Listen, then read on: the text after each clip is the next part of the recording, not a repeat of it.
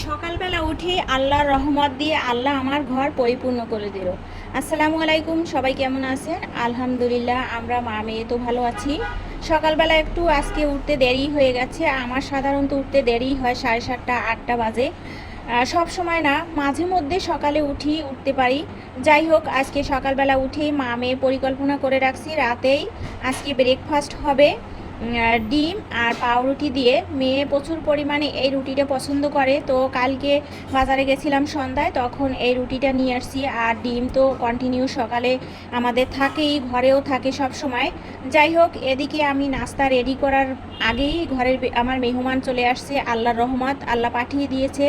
তা আর সবচাইতে আমার জীবনের মানে গুরুত্বপূর্ণ ইম্পর্টেন্ট ব্যক্তি আমার, সে হলো আমার মা জননী আর আমার খালা চলে আসছে সকালবেলা। আল্লাহর রহমত আমার ঘরে। যাই হোক, এদিকে আমি নাস্তাটা রেডি করে নিচ্ছি, আর আম্মু আর আন্টি বসে ওদিকে গল্প গুজব কথাবার্তা বলছে, আর আমি এদিকে নাস্তাটা রেডি করছি। তো আমরা কিন্তু প্রত্যেক দিনই ভিন্ন ভিন্ন রকমের নাস্তা খাওয়ার চেষ্টা করি সকালবেলা।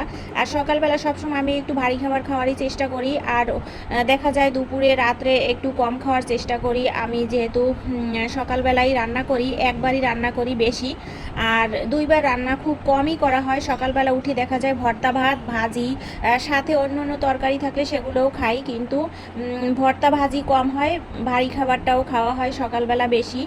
আর এই যে আমার নাস্তাটাও রেডি হয়ে গেছে, আর এদিকে আন্টি আর আম্মু বসে তো গল্প করছে। তো আন্টি বলছিল যে না, আমি খেয়ে আসছি এইমাত্র। আর আম্মু আন্টি মনে হয় 8:30 কি 9:15টার দিকে বাসায় আসছে। গ্রামের মানুষ তো খুব সকালেই ঘুম থেকে উঠে।